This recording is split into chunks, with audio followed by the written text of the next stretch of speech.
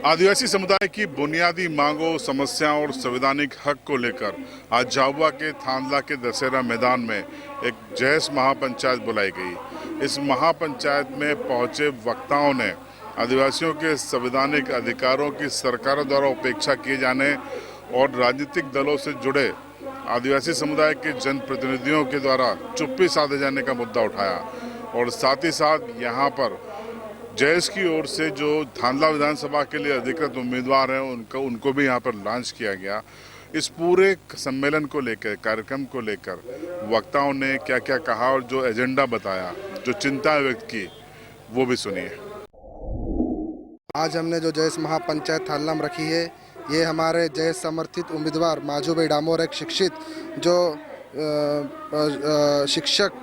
शिक्षक थे, उसके बाद उन्होंने इस्तीफा दिया और अभी जयस से चुनाव लड़ रहे हैं वो। क्योंकि हम अगर इतिहास उठाकर देखें, आप एक भी ऐसा विधायक थांदला विधानसभा में नहीं है जिसने विधानसभा की पटल पर जाके जो आदिवासी समाज की बात रखी हो। अगर अपन देखा जाए तो अभी जल जंगल ज़मीन जो मुख्य मुद्दा है, आदिवासियों का जो जल जंगल ज़मीन छीनी जा रही है, उसके लिए भी कोई ऐसा जनप्रतिनिधि नहीं है जो आवाज़ उठा रहा है।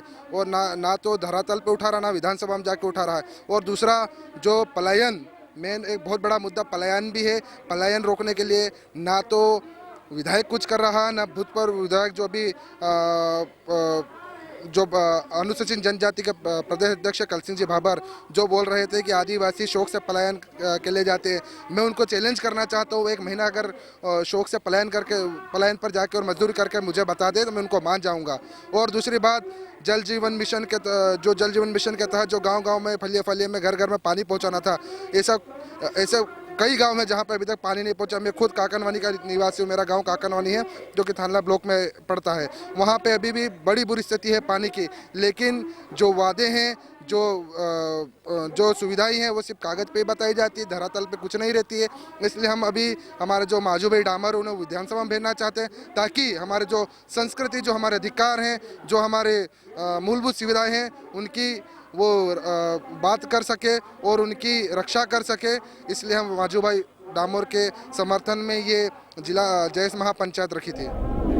जयस महापंचायत आदिवासी हक अधिकार के बारे में, उनके संवैधानिक जानकारी के बारे में और अपनी आने वाले विधानसभा को लेकर रखी गई है।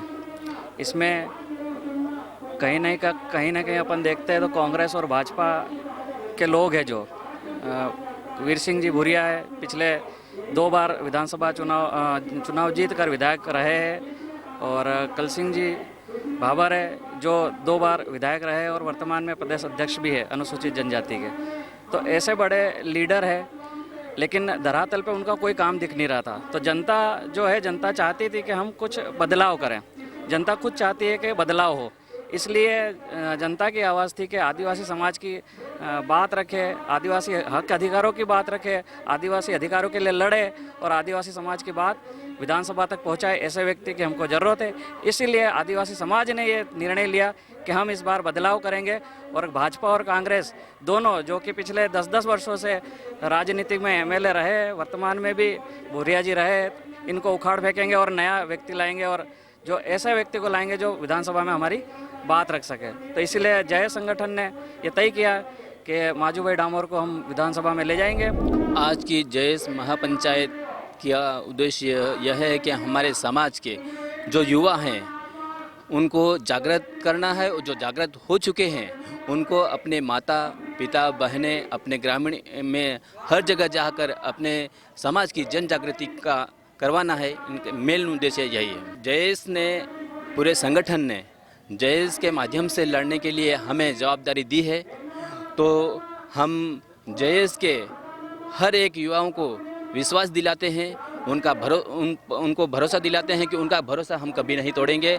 और हमारा मेन उद्देश्य और यह रहेगा, मुद्दा यह रहेगा कि शिक्षा, स्वास्थ्य और जो हमारा पर्यावरण है, जंगल ज़मीन, उन्हें बचाए रखना, ये हमारा मेन रहेगा। और इसके बाद में जो हमारे युवा साथी हैं जो बेरोज़गार घूम रहे हैं, उन्हें अधिक से अधिक रोज़गार दिलाने का मेन हमारा लक्ष्य रहेगा।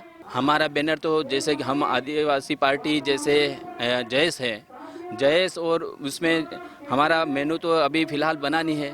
तो हम एक आदिवासी परिवार में जो हमें मेनू मिलेगा जो निर्दलीय के रूप में, वही यहाँ पर रहेगा।